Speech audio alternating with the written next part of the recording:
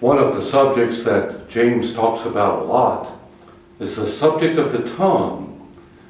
What he's talking about there is the words that we speak.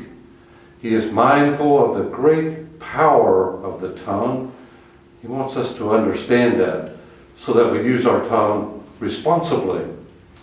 Reminds me of a story that has been told often. You may have heard it. It's a story about a lady that was talking much too much. Well, it wasn't a problem that she was just talking a lot, but what she was saying was damaging to people. Criticism, gossip, and that sort of thing. The preacher in the church where she was said to her, I would like to have you come and visit with me for a short time, but I would like you to bring a pillowcase full of feathers. So she wondered, but she thought, okay, I will do that. When she arrived, the preacher took her up into the steeple, into the high part of the church building, and then he asked her to release the feathers into the wind. So she did that, wondering why he would have her do such a thing.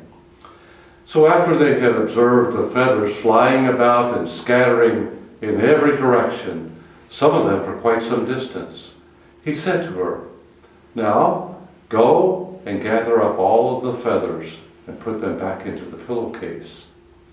Well, she looked at him because it was not possible to do it. And so that's what she said. I can't do it. It's impossible. And he said, that's the way it is with your words. Once they have been spoken and scattered about, there is no way to bring them back. James wants us to understand that not only is that true, but the words that we speak are so very, very powerful. One of the Proverbs, chapter 17, and beginning in verse 27, says that a wise person is a person that uses very few words. The next verse says, a fool, however, a fool is someone who uses many words. They can be thought to be wise, though, if they are silent. Well, we need to be very careful with our words. In every part of his letter, he has been talking about the tongue. In verse 19 of chapter 1, you might remember, he said, be quick to listen, slow to speak, and slow to wrath, or slow to anger. But slow to speak, careful in the words that we say, careful the thoughts that we communicate. Later on in that chapter, verse 26, he says, if you claim to be religious, but you don't keep control of your tongue, then you're only deceiving yourself. And the religion is worthless, for nothing. And then he goes on and encourages people to do good things because of their faith, such as taking care of widows, orphans, and all kinds of people in need.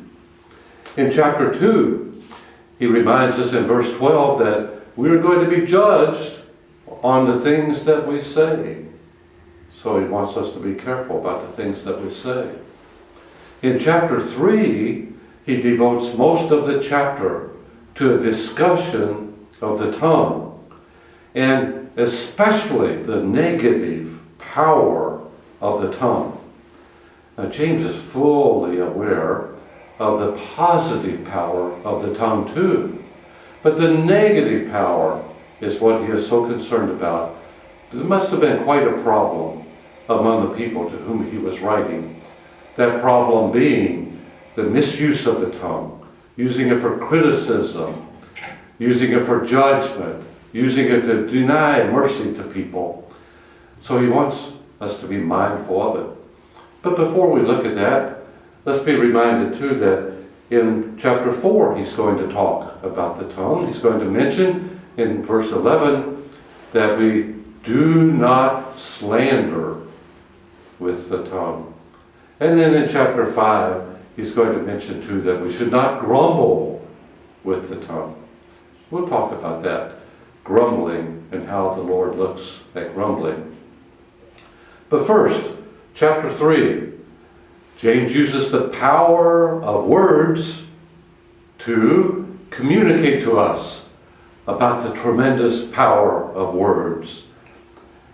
Even though what he says makes us cautious, makes us careful about our words, and is even a little frightening about the importance and the power of our words, potentially, for negative purposes, is still a beautiful passage where he expresses in very powerful language how important the tongue is. Let's read a few verses together in chapter 1 or chapter 3, verse 1. Not many of you should presume to be teachers, my brothers, because you know that we, he's including himself here, we who teach will be judged more strictly. We all stumble in many ways. If anyone is never at fault in what he says, he is a perfect man, able to keep his whole body in check. Why do you think he gives special warning to teachers to be careful about being a teacher? Well, what is it that a teacher uses most of all? Well, a teacher uses words most of all, and is seeking to be heard, seeking to be an influence upon people. So combining the concept of a teacher using many words and having influence upon people and the power of words that are spoken, James is saying, be careful. Think about it before you presume to be a teacher, knowing that we will receive the heavier judgment. He continues then in verse 3 and says, when we put bits in the horse's mouth, he says that small bit that is in the mouth can control the direction of the horse. Even though the bit is a very small thing, it still has power over that big, strong animal, the horse. Then in verse 4 he says, or take ships as an example.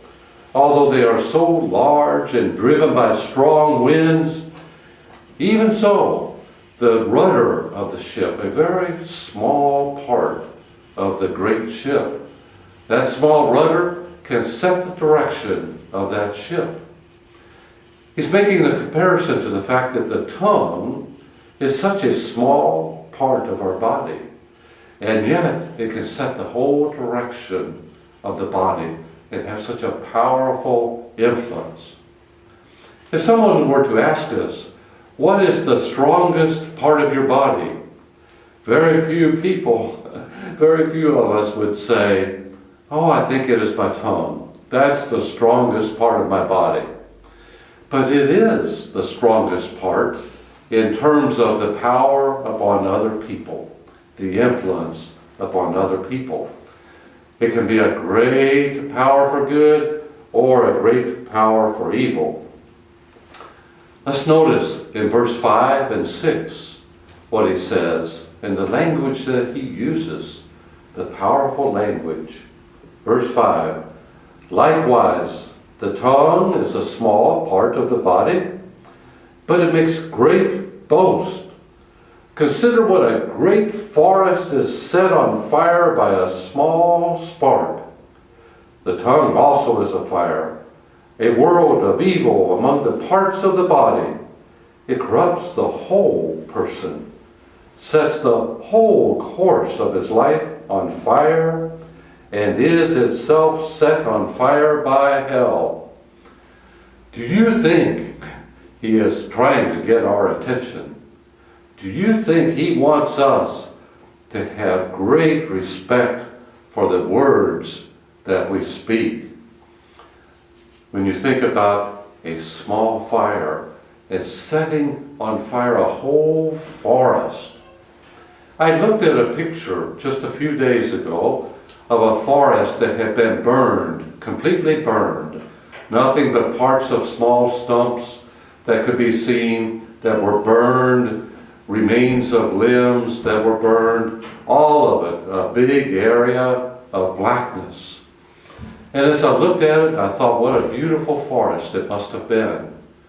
I thought, oh, what a shame for it to be so destroyed. And as I was thinking about it, I could almost smell the smell of the fire and the soot that remained in the total destruction. The tongue can do that. If you think of people as trees, the tongue can go about scorching the earth, destroying people, even as the trees were destroyed. Emotionally speaking, saying words that are so discouraging, so critical of people, maybe so divisive in their nature, that it destroys the harmony among people. How else would a church, for example, ever be divided?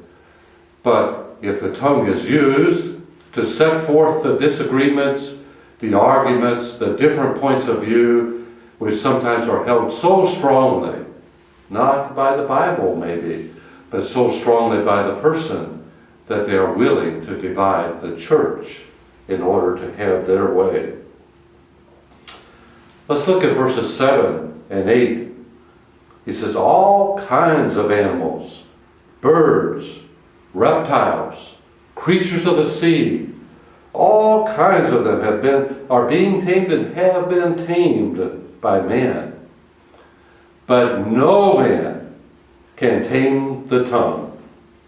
It is a restless evil full of deadly poison. Oh, we should be warned. We should be warned that the tongue is very dangerous and very difficult to control. Think of some of the wild animals, the huge animals, the elephants, the lions, the tigers, the great animals of the sea. Think of some of the great reptiles. He says man can tame them all and has tamed them all, but the tongue can no man tame. It's a restless evil, full of deadly poison. Well, it's discouraging to think that we can't tame the tongue, but he is telling us for a purpose. By effort, with the help of God, we can manage the tongue to a much better degree. Maybe we will not always be without sin. Maybe sometimes we will lose control and say things that we should not say, but we can control it to a large degree, and he's encouraging us to do it. I heard a preacher talking on this subject one time, and he was reflecting upon his life. He said that he had done many things in his life that he wished he could change. He wished he had not done those things, and there were many of them. But he said, oh, the list is far longer. There are many more things that he had said that he wished he had not said. Well, as he was talking, I was thinking, that's the way it is in my life too. I can think of a lot of things that I've done that I wish I had not done. But I can think of a lot more things that I said I wish I had not said.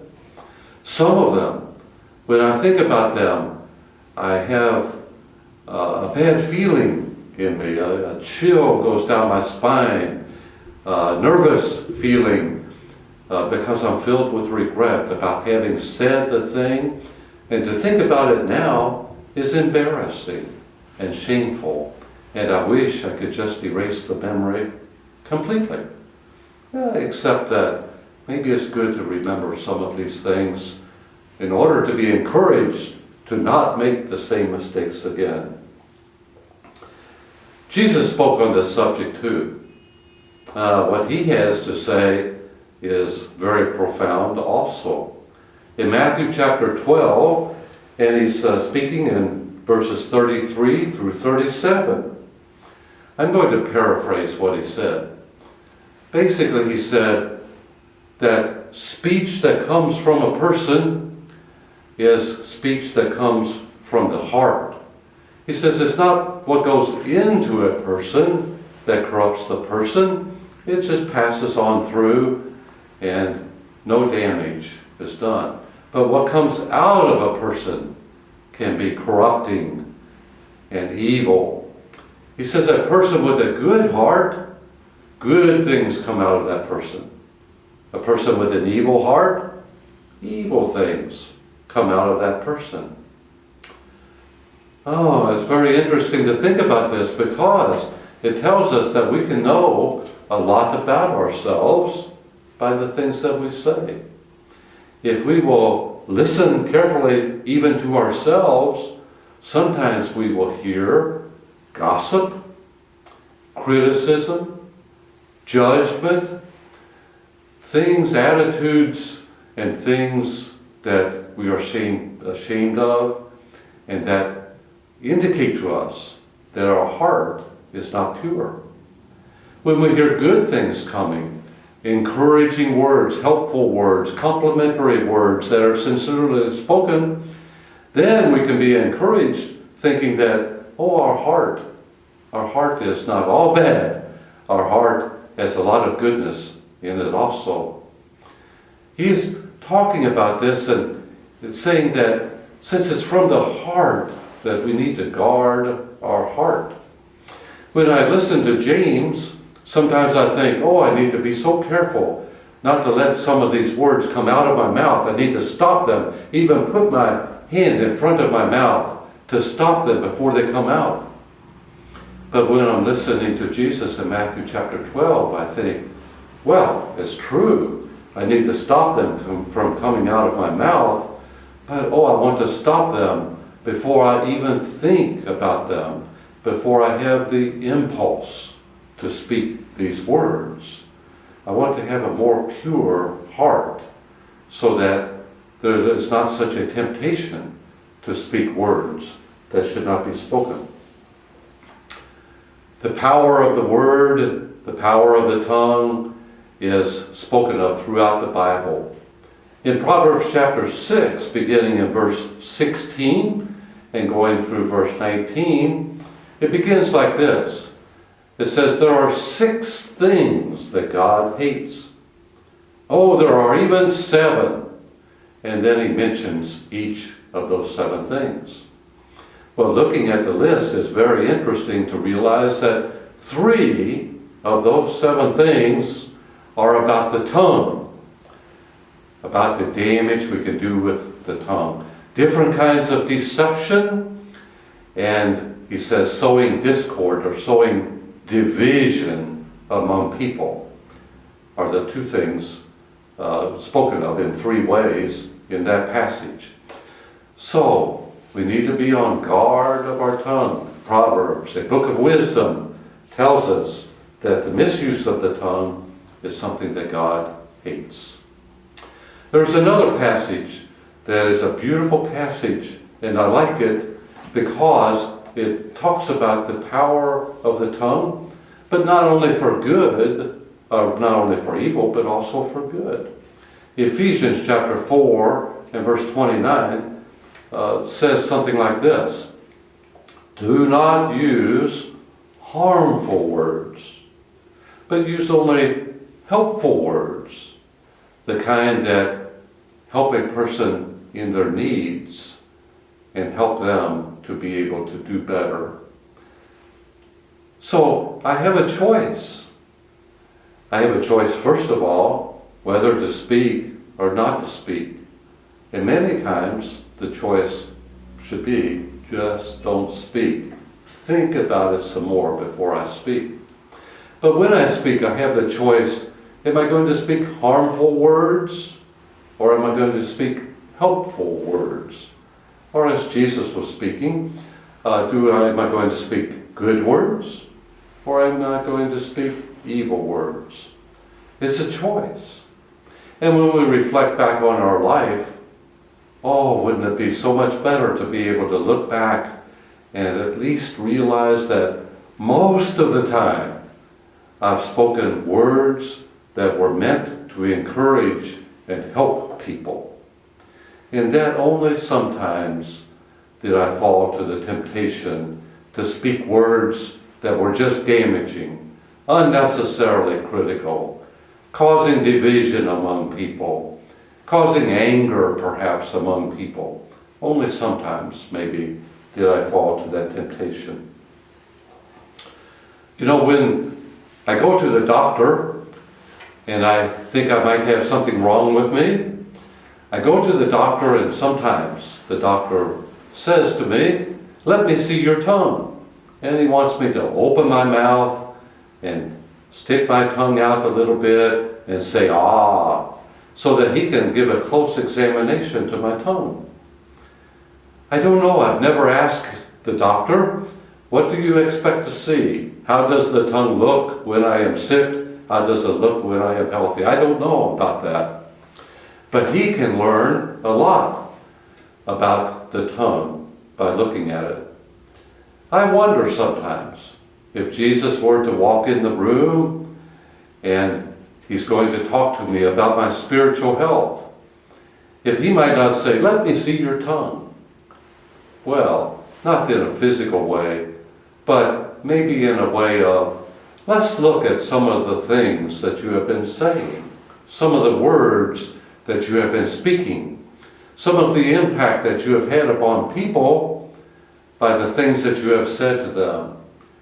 Jesus might say, "Let me see your spiritual tongue, and then I'll be able to talk to you more about the health that you have spiritually. I'll be able to talk to you about the condition of your heart, whether you have a good heart or an evil heart, and how it's going in terms of developing a better heart." One of the Proverbs in chapter 18, I think it is verse 28 or 29, says, "The power of life and death is in the tongue." Oh, what a powerful statement in and of itself. The idea that the power of life to give life and the power of death to give death is in the tongue. When you think about it, how is the good news, how is the gospel of Christ communicated? Well, it is through the preaching, through the teaching, through the communication of words, that the gospel of God itself, that the love of God is communicated to people. So, the power of the tongue. Let us be careful with it. Let's notice quickly the rest of chapter 3. He says, with the tongue we praise God, oh, but then we curse men. He says, my brethren, it should not be so. Does both good water and salt water come from the same spring? Does a fig tree bear figs and then something else too? He's trying to get across the idea that if we respect God and we respect His creation, other people, if we respect them as the creation of God and somebody that God loves also, that we will not be cursing them, but we will be praising God and we will be saying good things to people also. And then in verse 13, he says, who is wise and understanding among you? Let him show by his good life, by deeds done in humility. Remember, chapter 2, he said the living faith is a faith that produces deeds, things, works that glorify God. The living faith is a faith that is obedient to God and does His will. He's talking then about the other kind of wisdom. He calls it earthly wisdom. Wisdom that comes from unspiritual places, even the devil. And he says, if you harbor bitter envy and selfish ambition in your hearts, don't boast about that. That reflects wisdom that comes from below.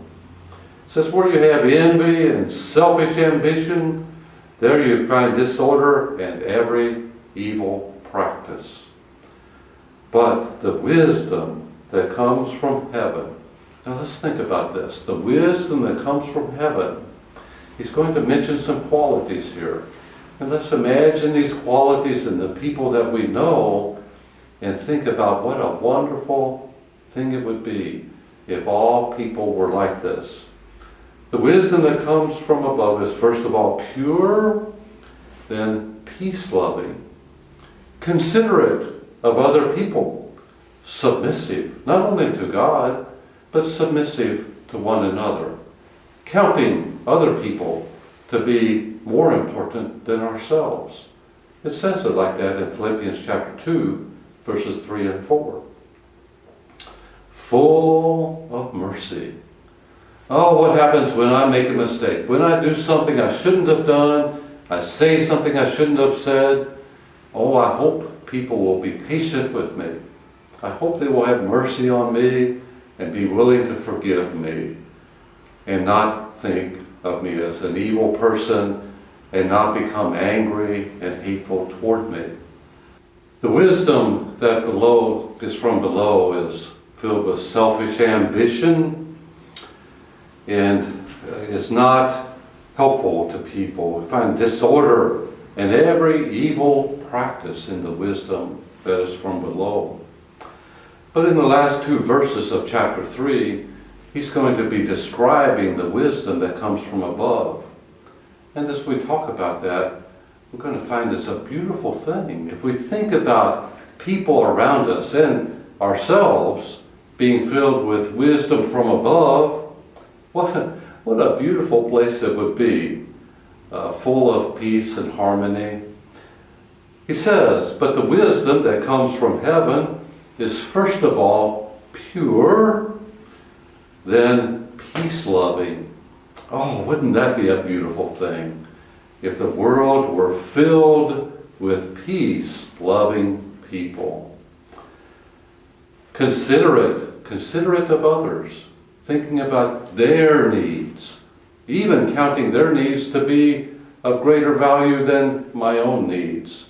Philippians chapter 2, verses 3 and 4 talks about it that way, counting others to be more important than ourselves. Then he says submissive not only to God, but submissive to one another, and full of mercy.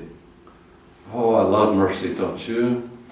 When I do something I shouldn't have done, when I say something I shouldn't have said, when I just show a person that I don't care about them at that moment in time, oh, I'm so hopeful that they will have mercy upon me and be willing to forgive me, be willing to just overlook the mistake that I made and not hold it against me. Full of mercy and good fruit, impartial. Remember in chapter 2, he said, don't show favoritism with people. Don't show partiality. Treat all people as if they are the creation of God and as if they are loved by God, because they are. And sincere. That's the kind of wisdom that comes from above. And then his final statement. He says, peacemakers who sow in peace raise a harvest of righteousness. Jesus said in the Beatitudes, blessed are the peacemakers, for they shall be called sons of God. Oh, if we would have a world filled with peacemakers, it would be such a nicer place than what we have.